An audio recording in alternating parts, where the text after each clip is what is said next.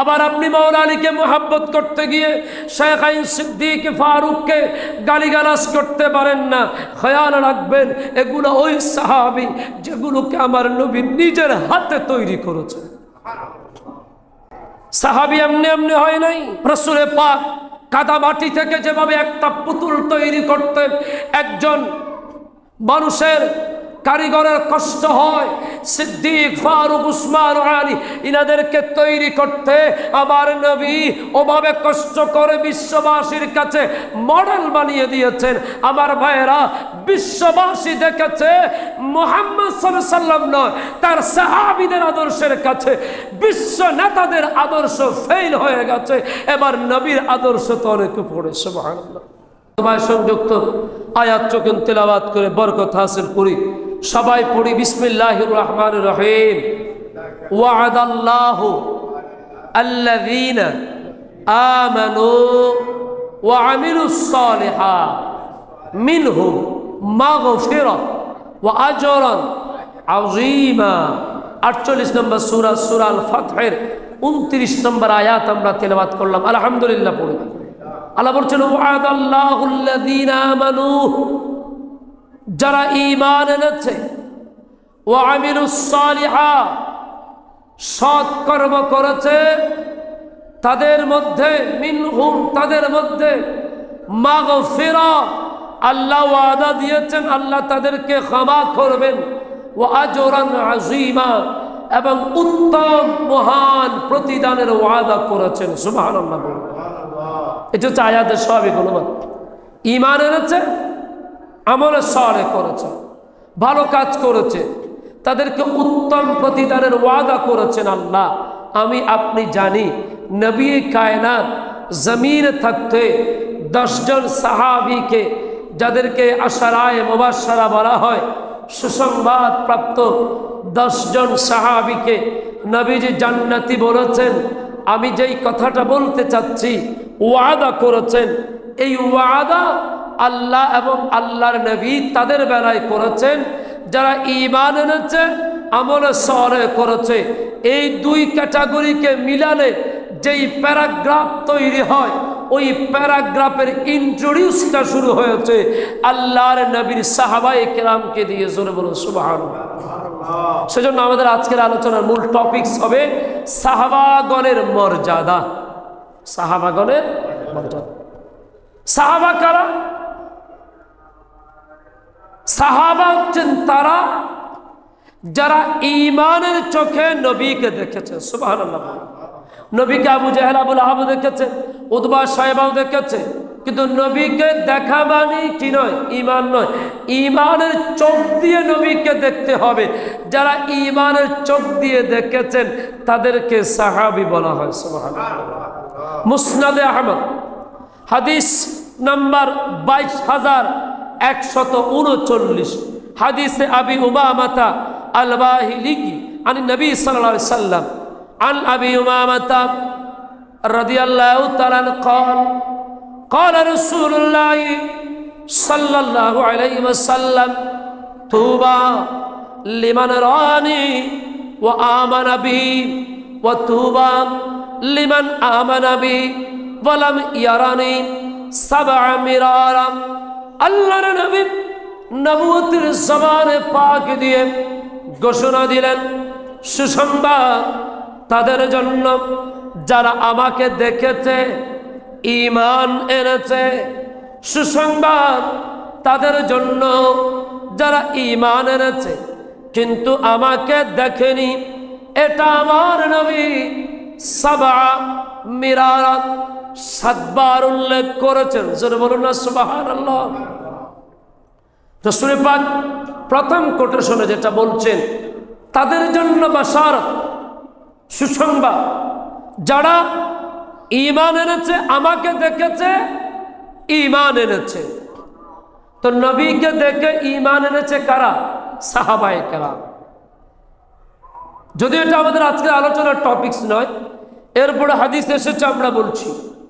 নবীজি বললেন লিমান রানি ওয়া আমানা, যারা আমাকে দেখেছে এবং ঈমান এনেছে তাদের জন্য তুবা, সুসংবাদ। কিন্তু যারা লিমান আমানা বি ওয়ালাম ইয়ারানি, যারা ঈমান এনেছে নবীকে আমাকে দেখেনি, আমরা ঈমান এনেছি নবীকে দেখিনি। হাদিসের মর্মার্থ বড় মারাত্মক। রাসূল বলছেন লিমান আমানা বি ওয়ালাম ইয়ারানি, যারা ঈমান এনেছে আমাকে দেখেনি। রাসূল এই কথা, আমাদের কথা, নবী পাকের ইন্তেকালের পরবর্তী কিয়ামত পর্যন্ত সকল উম্মতে মুহাম্মাদীকে একত্রিত করে বলেছে লিমান আমানা ওয়ালাম ইয়ারানি, আমাকে দেখে নাই কিন্তু ঈমান এনেছে। এটা আমার নবী 7 বার বলেছেন, 7 বার বলেছেন। আমার কোন একটা আলোচনার স্ক্রিপ্ট আছে, দেখা উম্মতের চাইতে না দেখা উম্মতের পজিশন 7 তবকা বেশি। সুবহানাল্লাহ বলে এটা কখন আলোচনায় আসলে আমরা শুনবো ইনশাআল্লাহ। তো রাসূল বলছেন যারা আমাকে দেখেছে ঈমান এনেছে তাদের জন্য সুসংবাদ। একজন মুসলমানের জন্য সবচাইতে বড় সুসংবাদ হচ্ছে নবী পাকের সাহাবী হওয়া, নবী পাকের সাথে দিন গুজরান করা, নবী পাকের সাথে কবরে হাসরে ময়দানে ফুলসিরাতে মিজানে জান্নাতে নবীর সাথে সুসংবাদ প্রাপ্ত হয়ে থাকা। জোরে বলুন সুবহানাল্লাহ। তাহলে যারা নবীকে দেখেছে ঈমান এনেছে তারা সাহাবী। সাহাবীর ডেফিনেশন কোরআনে পাকে সূরা আল ফাতহের 29 নম্বর আয়াতের শুরুতে আল্লাহ বলেছেন মুহাম্মাদুর রাসূলুল্লাহি ওয়াল্লাযীনা মাআহু আশিদ্দাউ আলাল কুফফার। সাহাবী কারাম, আবার আল্লাহ বলেন মুহাম্মদ সাল্লাল্লাহু আলাইহি সাল্লাম আল্লাযীনা মাআহু, তার সাথে যিনারা আছেন, আশিদ্দাউ আলাল কুফফার, তারা কাফেরদের প্রতি বড় নিষ্ঠুর, বড় কঠোর এবং নিজেদের প্রতি মমত্ববোধ। রুহামাউ বাইনাহুম তারাহুম, লম্বা আয়াত। আল্লাহ বললেন সাহাবী তারা যারা বায়ে বায়ে মুহাব্বত করেন, নিজেদের ভিতর একে অপরের প্রতি মমত্ববোধ সৃষ্টি করেন, ভাতৃত্ব বন্ধন সৃষ্টি করেন। মক্কা বিজয়ের পরে, হিজরতের পরে আমার মদিনার সাহাবীরা মুহাজির সাহাবীদেরকে আনসারী সাহাবীরা যেইভাবে 2টি কূপ থাকলে 1টি কূপ দিয়ে দিয়েছে, 2টি বাড়ি থাকলে 1টি বাড়ি দিয়ে দিয়েছে, 2টি বিবি থাকলে তালাক দিয়ে বিবি দিয়ে দিয়েছে, ব্যবসা ধরে দিয়েছে। আল্লাহ বলেন আমার বান্দা বন্ধু আপনার গোলাম সাহাবীদের এই ভালোবাসা, এই মমত্ববোধ, এই আন্তরিকতা, এই স্নেহবোধ, ভালোবাসা, এই মায়া মমতাকে কিয়ামত পর্যন্ত গোটা বিশ্ববাসীর জন্য আমি আইডল করে রাখলাম। এ রাসূল সাহাবী তারা যারা নিজেদের ভিতরে মমত্ববোধ আর কাফেরদের বিরুদ্ধে বড় কঠোর। জোরে বলুন সুবহানাল্লাহ।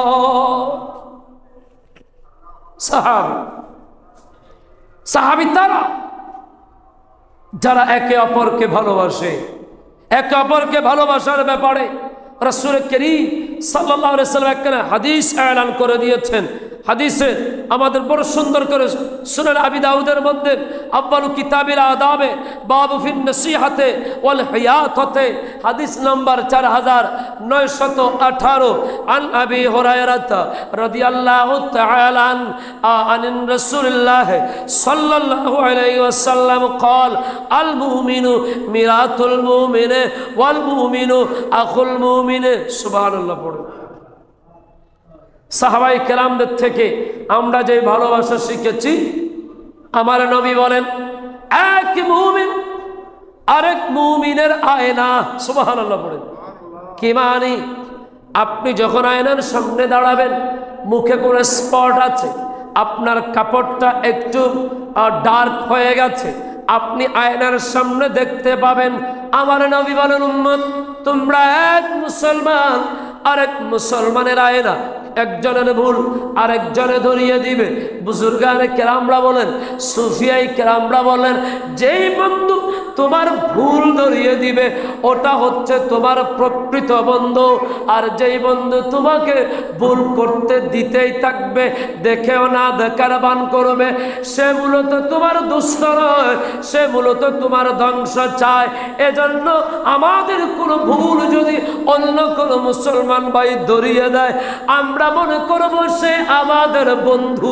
জোরে বলুন সুবহানাল্লাহ। এই জায়গা থেকে আমাদেরকে কাজ করতে হবে। যিনি আমার ভুল ধরিয়ে দিয়েছেন তিনি আমার দুষ্ট, তিনি আমার দুশ্মন নন। যিনি ভুল ধরিয়ে দিচ্ছেন না তিনি হচ্ছেন দুশ্মন। রাসূল বলছেন, ওয়াল মুমিনু আখুল মুমিন, এক মুসলমান আরেক মুসলমানের ভাই। বন্ধুরা আমার, মুরব্বীরা আমার, আজকে আমাদের সমাজের বিভিন্ন কাজগুলো আমরা পেছনে পড়ে যাচ্ছি, একে অপরকে ভালোবাসতে পারছি না বলে নবী বলেছেন ভ্রাতৃত্ব বন্ধনকে মজবুত করো। সাহাবী তারা যারা নিজেদের ভিতরে ভ্রাতৃত্ব বন্ধনকে মজবুত করে ধরেছে। জোরে বলো সুবহানাল্লাহ।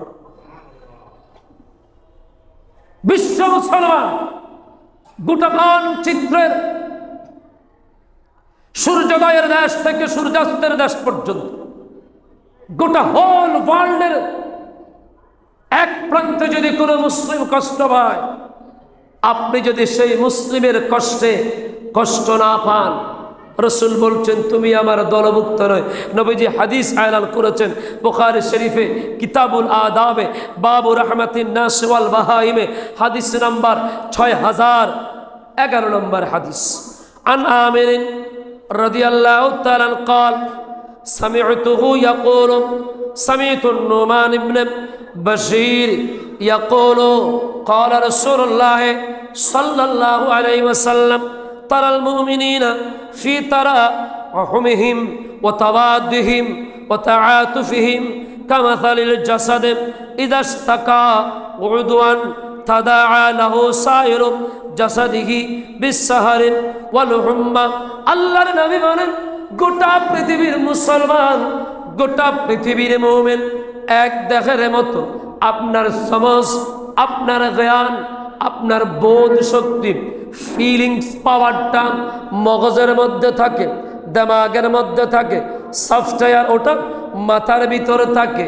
পায়ে যখন ব্যথা পান, পা থেকে মাথা অবধি আসতে সেকেন্ড সময় লাগে না, মাইক্রো সেকেন্ড সময় লাগে না। পায়ে ব্যথা পেয়েছেন, সাথে সাথে আপনার সফটওয়্যার কাজ করেছে, আপনি উফ শব্দ ব্যবহার করেছেন, ব্যথা পেয়েছেন। আমার নবী বলে উম্মত, গোটা পৃথিবীর মুসলমান এক প্রান্ত থেকে অন্য প্রান্ত, গোটা পৃথিবীর মুসলমানগুলা এক শরীর, এক দেহ, এক বডি, এক প্রাণ। কেউ যদি কষ্ট পায়, তার কষ্টে যদি অন্য মুসলমান কষ্ট না পায়, সে এখন মুসলমান হতে পারে নাই। বুঝা গেল আমার বন্ধুরা, বাবারা, নবীজি বললেন এক মুসলমান কষ্ট পেলে অন্য মুসলমান কষ্ট পেয়ে তাকে সাহায্য করা মুসলমানের বড় প্রয়োজন। জোরে বলুন সুবহানাল্লাহ। এটা হলো সাহাবায়ে কেরামের শিক্ষা, সাহাবায়ে কেরামের আদর্শ। কি জন্য? আপনাকে ভালোবাসবো, আপনাকে মোহাব্বত করব, ওটার ফিডব্যাক কি, ওটার লাভ কি? আমি কিছু অর্থ লগ্নি করলে, ব্যবসায় খাটালে পয়সা আসে, লাভ আসে, তাহলে আমি যে আপনার পিছনে সময়টা নষ্ট করব, আপনাকে যে ভালোবাসবো কেন? কোরআন বলছেন রুকআন সুজদান ইয়াবতাগুনা ফাদলাম মিনাল্লাহি ওয়া রিদওয়ানা, তারা একে অপরকে ভালোবাসবে, মোহাব্বত করবে। একজনের দুঃখে অন্যজন দুঃখিত হবে, ব্যতীত হবে। একজনের কষ্টে অন্যজনের চোখের অশ্রু ধারা বইবে, শুধুমাত্র আল্লাহর সন্তুষ্টির জন্য। কার? বলেন কার? আল্লাহ, আল্লাহর সন্তুষ্টির জন্য। সাহাবায়ে কেরামদের ব্যাপারে আল্লাহ বলেছেন তিনারা শুধুমাত্র আল্লাহর সন্তুষ্টির জন্য এক মুসলমান আর এক মুসলমানকে ভালোবাসে। জোরে বলো সুবহানাল্লাহ। তো দূরে সরে বলে সালাতুল ইয়া।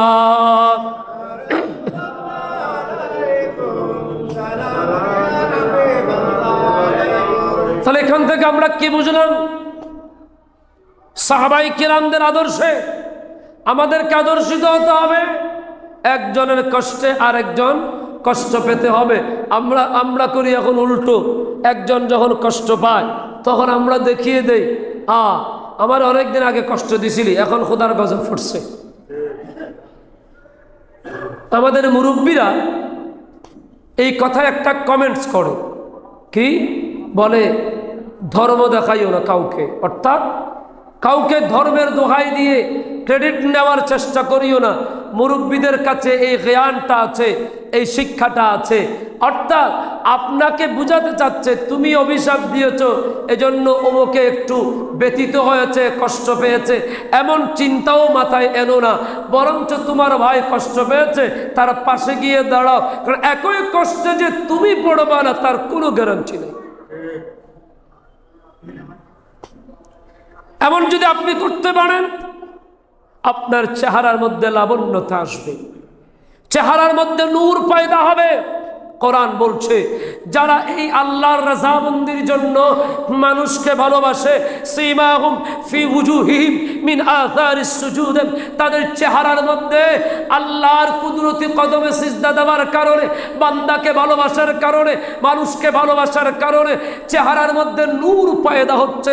চেহারা কালো মানুষ একেবারে ব্ল্যাক ডায়মন্ডের মতন পুরা কালা, তার দেখতে এত ভালো লাগে কি মানি, তার ভিতরে মনুষ্যত্ব আছে, মানুষকে ভালোবাসার টেন্ডেন্সি আছে, মানুষের সমালোচনা নয়, মানুষকে বিপদে ফেলার জন্য কলা কৌশল করে না, ষড়যন্ত্র করে না, নিজে কষ্ট পেয়ে হলেও অপর মুসলমান ভাইকে সুখে থাকার চেষ্টা করায়। আমার আল্লাহ বলে ওদের চেহারাতে আমি আল্লাহ নূর পয়দা করে দেব,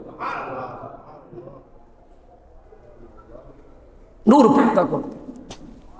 এজন্য আমার ভাইয়েরা, জীবনে চলতে গেলে, জীবনে ফিরতে গেলে, জীবন পরিচালনা করতে গেলে আপনারা এক একজন এক এক নেতার আদর্শের অনুসারী, এক একজন এক এক নেতৃত্বের আদর্শের অনুসারী।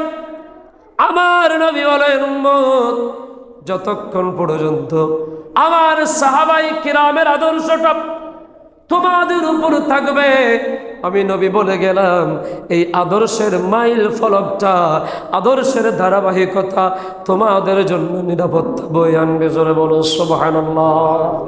নিরাপত্তা বয়ে আনবে। সাহাবায়ে কিরামের আদর্শটা আমাদের জন্য সেফ জোন তৈরি করে দিবে। মুসনাদে আহমদের মধ্যে হাদিস এসেছে, হাদিস আবু মুসা আল আশআরী, হাদিস নাম্বার 19566। রাসূল বলছেন ও আসহাবি আমানাতুন লিউম্মতি ফাইদা যাহাবা আসহাবি আতা উম্মতি মা ইউআদুনা।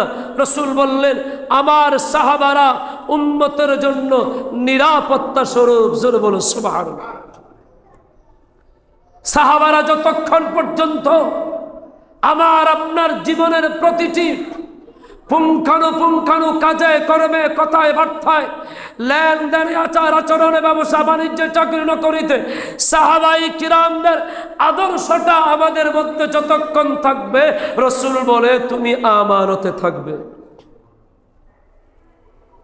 আপনি সাহাবায়ে কেরামের জীবন আদর্শ নিয়ে যদি চিন্তা করেন, আমাদের যা কিছু প্রয়োজন আমার নবী সাহাবায়ে কেরামের মাধ্যমে, সাহাবায়ে কেরামের জীবন পরিচালনার মাধ্যমে প্রতিটি পয়েন্টের উত্তর, প্রতিটি জিজ্ঞাসার জবাব আমার নবী দিয়ে গেছেন, যাতে করে আমরা মুশকিলের মধ্যে না পড়ি। কারণ Islam is the complete code of life.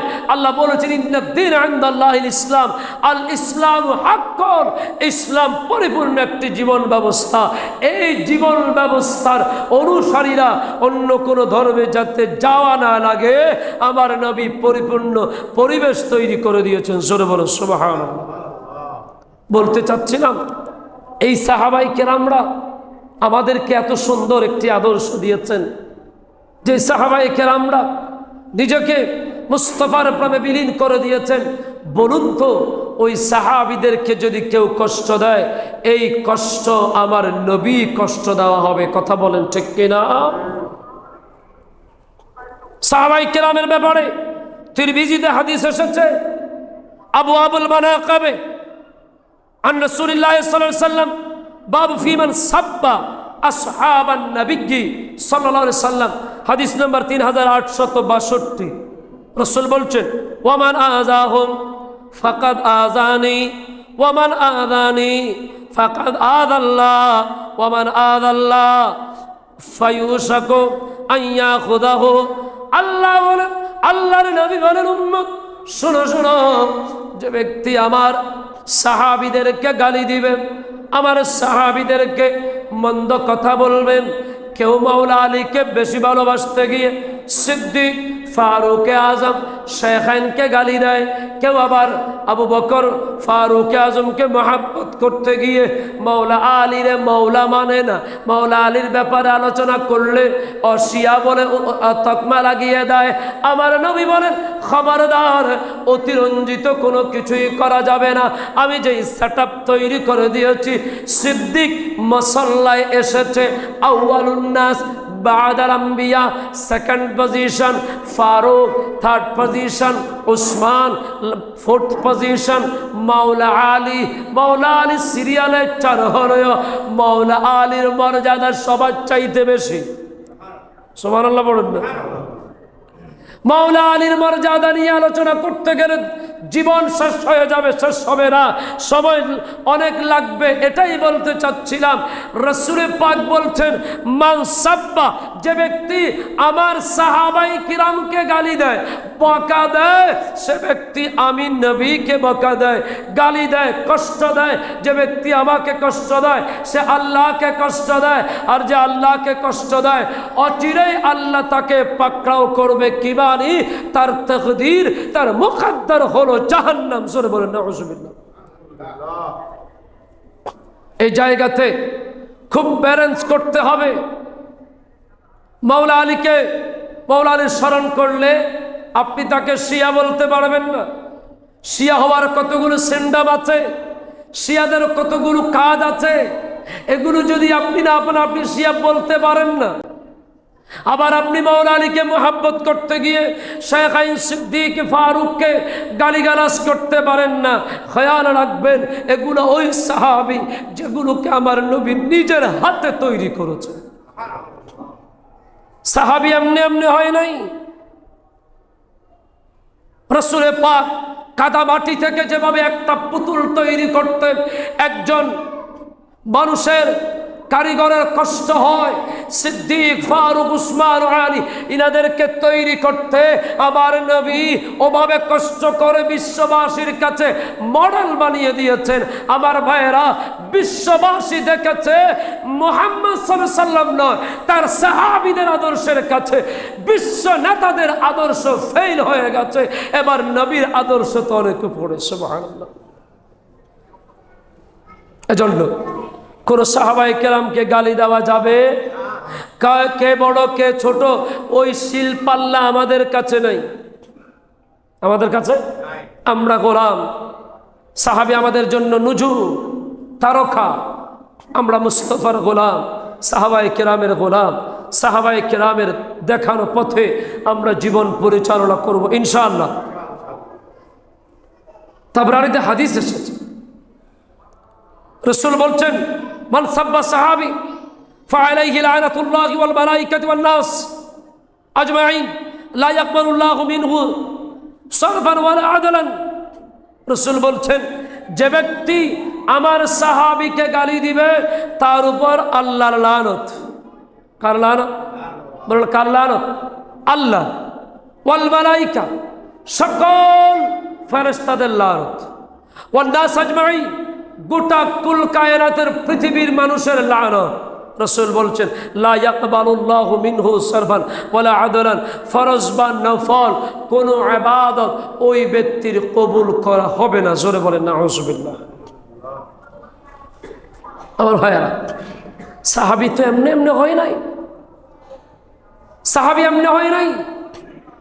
আজকে আমাদের মসজিদের জন্য যদি কথার কথা কেউ বলে যে আমি একতলা পুরা করে দিব, কথার কথা, আমরা প্রত্যেকে তাকে ভিতরে ভিতরে একটা খুশির একটা ফিল তৈরি হয়, মাশাআল্লাহ মানুষটা বড় দানবীর, মানুষটা বড় দানবীর, বড় শেখি সাখাওয়াতি আছে। এটা সামান্য একতলা যদি করে দেয়। আর সাহাবায়ে কেরাম মর্যাদাবান এমনি হন নাই।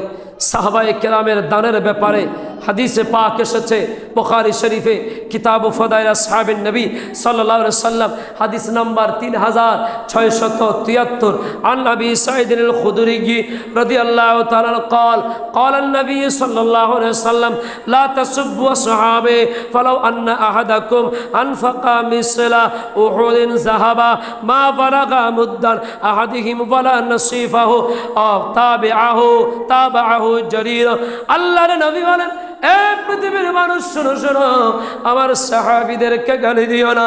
আমার সাহাবী তোমরা যদি উহুদ পরিমাণ স্বর্ণ তোমরা আল্লাহর পথে যদি খরচ করো, তাদের এক মুদ্রা বা এক মুষ্টি বা তার অর্ধেকের চাইতে কম, এক মুঠ অথবা এক মুঠের অর্ধেকের চাইতে কম দানের কাছে তোমাদের উহুদ পরিমাণ স্বর্ণের দানও টিকবে না। সুবহানাল্লাহ বলে খেয়াল রাখবেন, একজন মানুষের পেট ভরা, তারা যদি আপনি সামনে কাচ্চি বিরিয়ানি এনে দেন, সে কি খুশি হবে? বলেন না, খুশি হবে।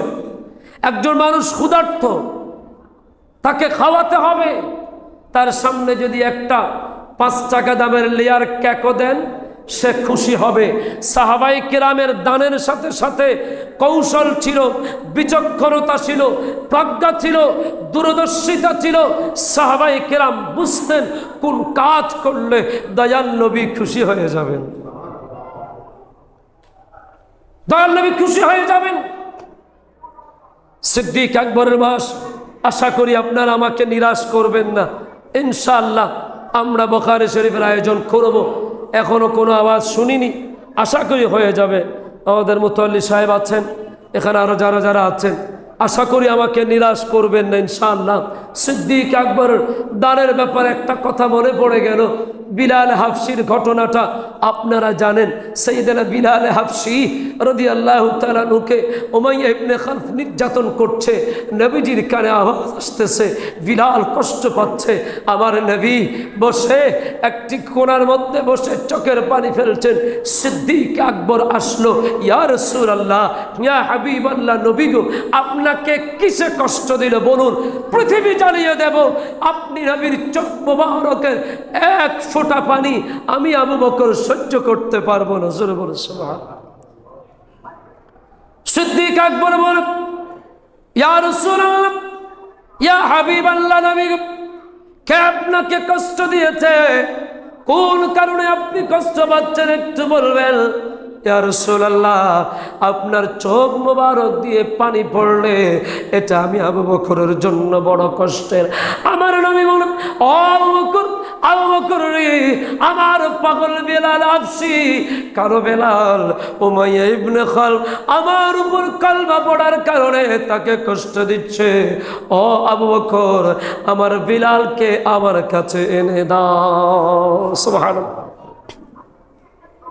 আপনার নেতা এটা করবে না, বরঞ্চ এদেশের রাজনৈতিক হিস্টোরি নিয়ে যদি আমরা চিন্তা করি, নিস্তারের কর্মীকে আন্দোলন চাঙ্গা হওয়ার জন্য নিজেই খুন করায়। এটা আমার দেশের পলিটিক্স, আমার দেশের নেতার কাজ। আর আমার নবী রাসূল মকবুল, নবী আরবি সিদ্দিক আকবরকে বলছে, আমার বিলাল, কালো বিলাল, গোলাম দাস, চেহারার লাবণ্যতা নাই, সুন্দর নাই, এর চাইতে আর কোনো কালো নাই।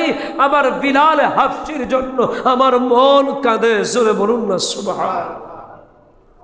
সিদ্দিক আকবর গেলেন, উমাইয়া ইবনে খালফের কাছে গেলেন, এই উমাইয়া ইবনে খালফ, বিলালকে আর কষ্ট দিও না, আমি বিলালকে একটু কিনবো। উমাইয়া ইবনে খালফ বলে, আবু বকর, তোমার মাথা পুড়া গেছে, তোমার মাথা পুড়া গেছে। এই অপ্রয়োজনীয় মানুষটাকে দিয়ে তুমি কি করবে? এই বিলাল কোনো কাজে আসবে না, তার বুকের হাড়গুলো আমি ভেঙে দিয়েছি, এ কোনো কাজ করতে পারবে না।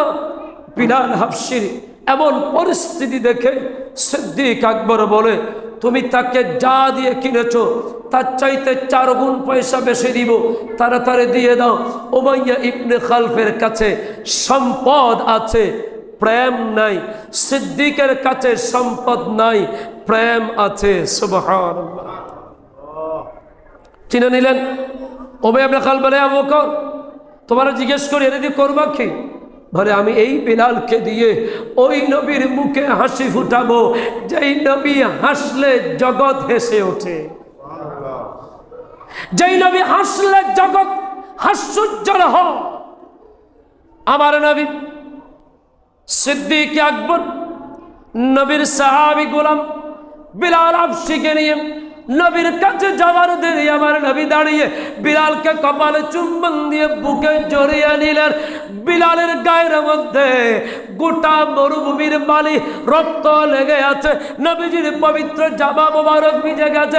সিদ্দিক বলে, ইয়া রাসূলুল্লাহ, ইয়া হাবিবাল্লাহ, নবী গো আপনার কাপড়টা ময়লা হয়ে গেছে।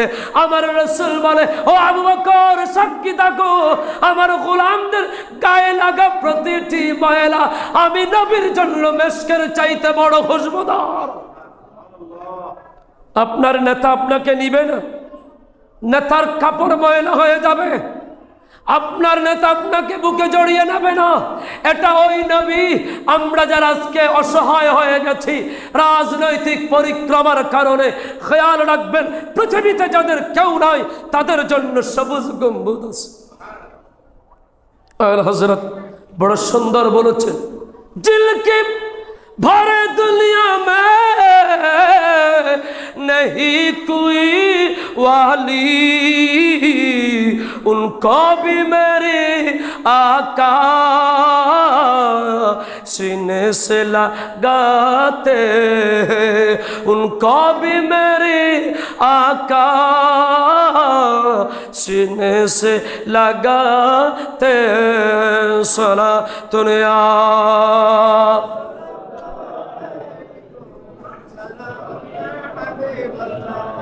জোরে বলে মারহাবা। রাসূল পাক বিশ্ববাসীকে চ্যালেঞ্জ দিয়েছেন, নবীকে খেয়াল রাখবেন। অনেক বন্ধুরা দেয়ালিকে লেখেন রাসূল মুদের নেতা। নাউজুবিল্লাহ, নাউজুবিল্লাহ পড়েন। রাসূলকে নেতা বলা যাবে না, কারণ নেতার মধ্যে দোষও আছে, গুণও, কথা বলেন না, নেতার মধ্যে দোষও আছে, গুণও আছে। তা আমার নবীর গুণ আছে, দোষ বলেন না, বলেন না। আমার নবীর কোনো দোষ, আমার নবী মাসুম।